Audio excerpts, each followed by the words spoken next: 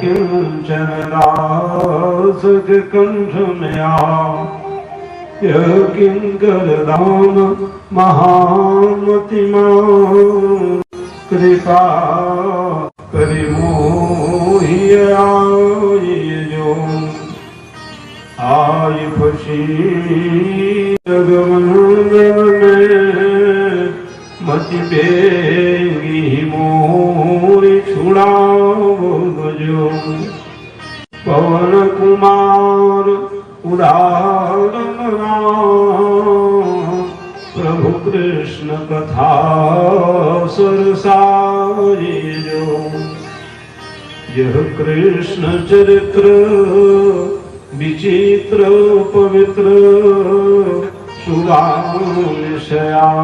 गवावो जो, शुभानिशयानि गवावो जो। बोलिए वृंदावन बिहारी लाल की, भक्तवत्सल भगवान की जय, श्यावर रामचंद्र की जय, वापति महादेव की जय, जगदम्बे मैया की जय, वीर बजरंग बली की जय, समस्त देवी देवताओं की जय, समस्त पूर्वजों की जय, अपने अपने गुरु माता पिता की जय, सत्य सनातन धर्म की जय, धर्म की जय, धर्म का नाश प्राणियों में विश्व का गौ माता की जय, गौ हत्या भारत अखंड धर्म सम्राट पुष्पा स्वामी शिखर पात्र जी महाराज की जय, गुरु शंकराचार्य भगवान की जय, आज की आनंद की जय, हर हर महादेव। आइए नित्य के भांति भगवत नाम स्मरण करते हुए वाणी को धन्य करने का प्रयास कीजिएगा। पश्चात भगवान के मंगलमय दिव्य चरित्रों के द्वारा श्रवण यज्ञ करते हुए अपने जीवन को धन्य बनाने का सत प्रयास करते हुए हम आप सब अपने जीवन को महानतम बनाने का प्रयास करेंगे। कृष्ण गोविंद गोविंद गोपाला, कृष्ण गोविंद गोविंद गोपाला, कृष्ण गोविंद गोपाला, कृष्ण गोविंद गोविंद गोपाला, कृष्ण गोविंद गोविंद गोपाला, हरे मुरली मनोहर नंदलाला, हरे मुरली मनोहर नंदलाला, जय मुरली मनोहर नंदलाला, हरे मुरली मनोहर नंदलाला,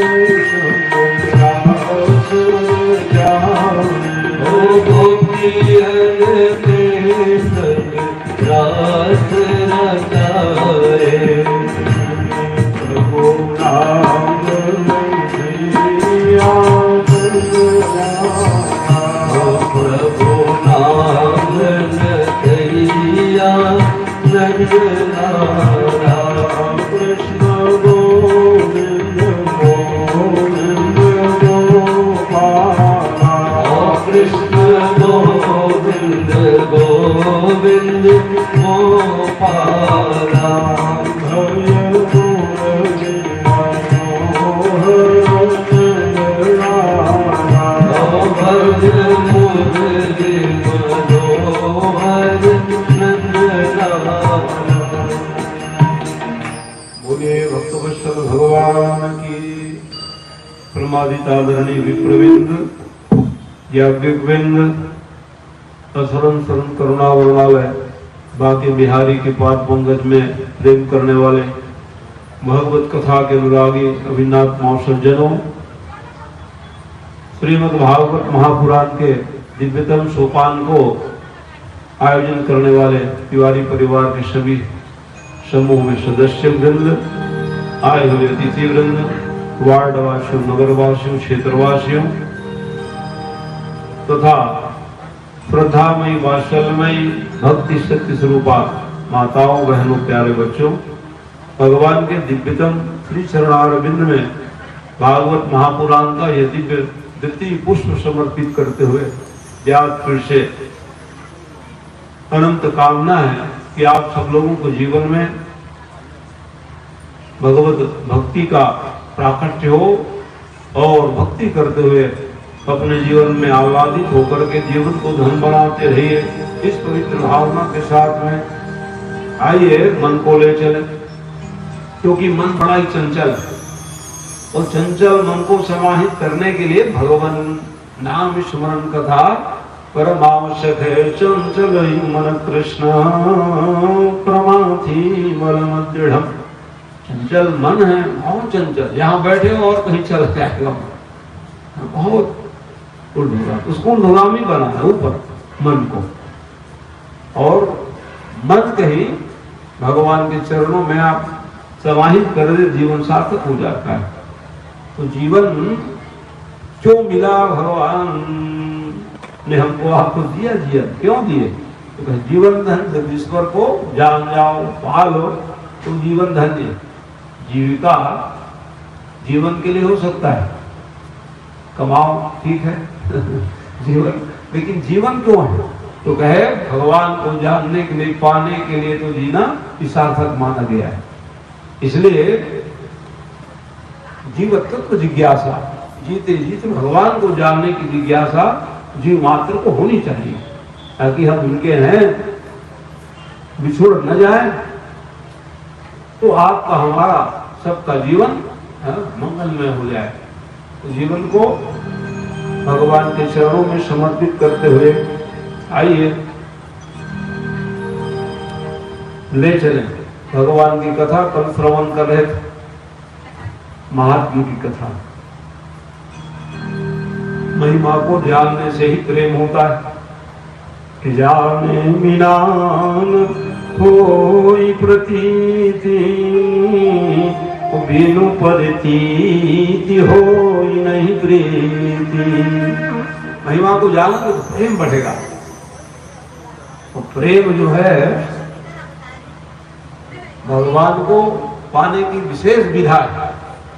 भगवान को कैसे पाएंगे हम? तो कहे प्रेम का प्राकट्य हो जाए, प्रेम का बाहुल्यता हो जाने पर भगवत प्राप्ति संभव हो जाता है। प्रेम कैसे भगवान को पावे? तो प्रेम कैसे? प्रेम की राम केवल प्रेम प्यारा, जान ले उसो जान निहार। नहीं जानते हो, जान होगा भगवान का भाव प्रेम, इसके द्वारा आप हमसे प्राप्त कर सकते हैं। ये साधना है, भगवान को प्रेम देना ये साधना है। जब साधक जो है लय पूर्वक भगवान को प्रेम देने लग जाते हैं, भाव देने लग जाते हैं, भगवत प्राप्ति संभव हो जाता है। तो आप हम सब भी प्रयास में लगे हैं कि भगवत प्राप्ति हो जाए।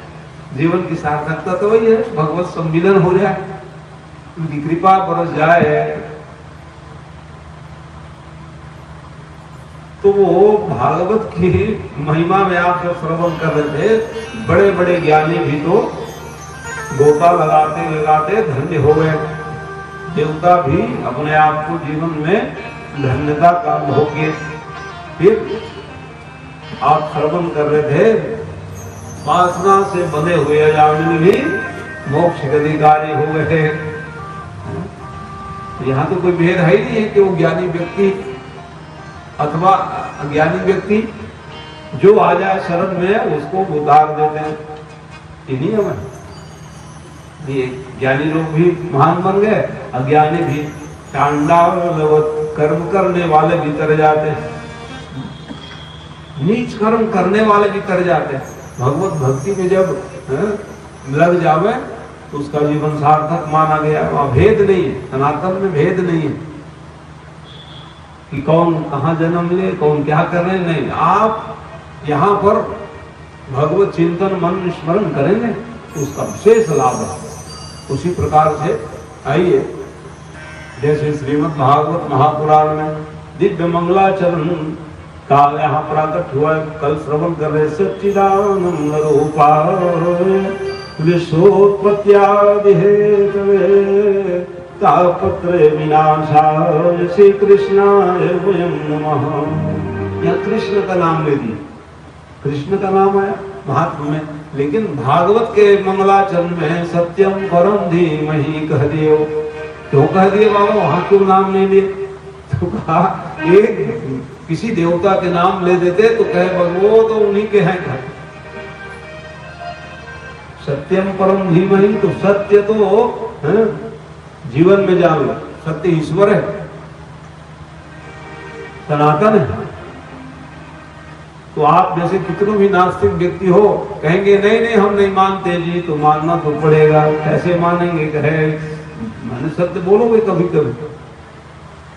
जैसे भूख लग गई तो क्या कहो, भूख लगी है भोजन दो, प्यास लग गई तो पानी दो। तो आप सत्य मान रहे हो नहीं मान रहे हो? नहीं मानने वाले भी कहेंगे कि नहीं मानेंगे ये हम भगवान को, तो भी इसलिए सत्यम परम धीमहि कहे। क्यों कह दिए? इसलिए कहे क्योंकि सत्य में सब कुछ समाया हुआ है।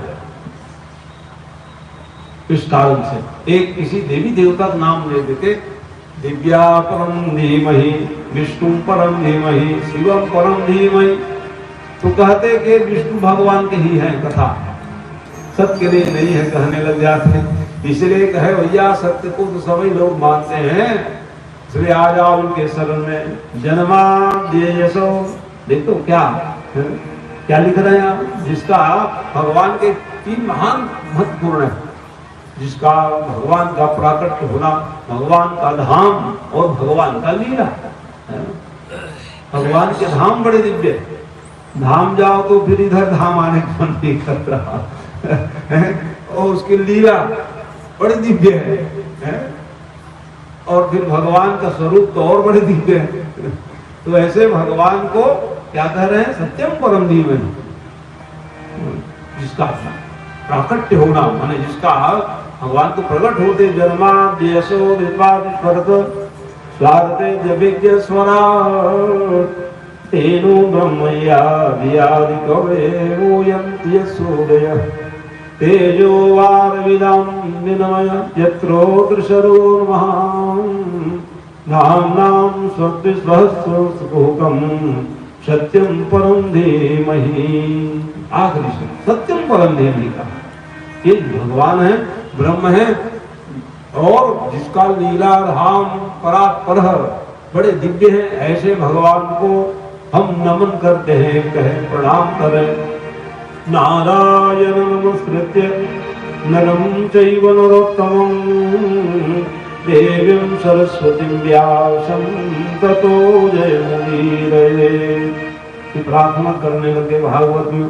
फिर क्या लिख रहे हैं कि हम प्रमयन्तमन्ते तमपेत कृत्यं द्वैपायनो विरहकातरयाजुभाव पुत्रेति तन्मतया सर्वोऽभिनेदो अंशरो हृदयं मुनिमानतोऽस्मि। वेद व्यास भगवान चिंतातुर थे। क्यों चिंता थी? संतान नहीं हुई है। देख लो, कल भी आप कथा सुन रहे थे कि आत्मदेव जी महाराज के कोई संतान नहीं हुई। तो जिसके संतान नहीं है तो नहीं है करके दुखी है, जिसके है वो तकलीफ पाती है। तो संसार में सुखी कौन है? हो तो क्या भगवान के जो सुमिरन करने वाले हैं, सुखी राम के दास है। तो इसलिए अब वेद व्यास भगवान तो कहे कि चलो तपस्या करनी पड़ेगी। तपस्या करने लगे तो उनके गुरु महाराज कौन है? शिवाय नमः। शंकर भगवान के गुरु विष्णु भगवान और विष्णु भगवान के गुरु शंकर जी, दोनों में अभी तो संबंध है। नाम जब में तल्लीन हो गए, क्या चाहिए? कहा संतान चाहिए महाराज। अच्छा संतान चाहिए, तो कहे कैसे संतान चाहिए? हाँ, प्रत्येक गृहस्थी भी यही चाहते हैं कि हमारे कलश सुन रहे थे ना, पुत्रवती युवती जग सोई और विरल भगति जासु सुत होई। भक्ति करने वाले संतान हो जाए, ये भावना रखते तो भगवान क्यों न रखे? भगवान भी कहें ज्ञानी और वैरागी, ज्ञानवान संपन्न हो, वैराग्यवान संपन्न हो महाराज, ऐसा हमको संतान दीजिए।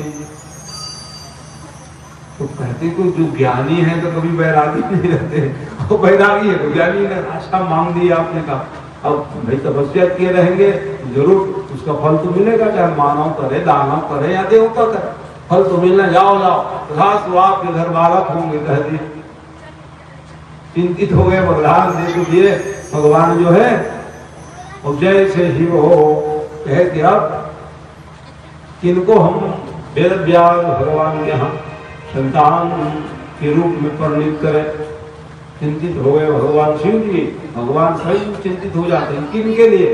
जो स्वयं जैसे कोई भक्त भगवान के लिए चिंतन करेंगे तो भगवान स्वयं चिंतित हो जाएंगे। हाँ भैया उधर से और रास्ता है, उधर से आ जाओ है ना, बंद हो गया रास्ता। बोले भक्त भगवान की जय। तो किनके लिए चिंतित हो जाएंगे? जो चिंतन करेंगे भगवान। आगे हम वरदान तो दे दिए, अब हम किसको उनके पुत्र बनावे?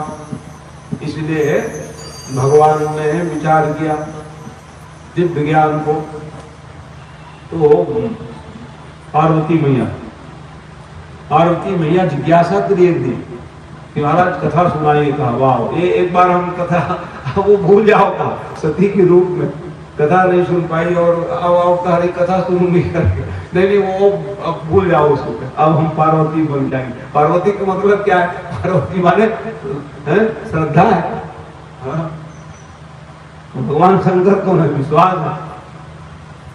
सती महारानी नहीं सुन पाई तो सती तो पार्वती बन करके आई। क्या कथा सुनूंगी? नहीं महाराज, पहले की बात को भूल जाओ, अब हम बदल गई है। कहा जीवन बदलने के लिए होता है, हर क्षण हर पल परिवर्तनशील समय है। तो आप अपने जीवन में भक्ति को ढालने का प्रयास करें।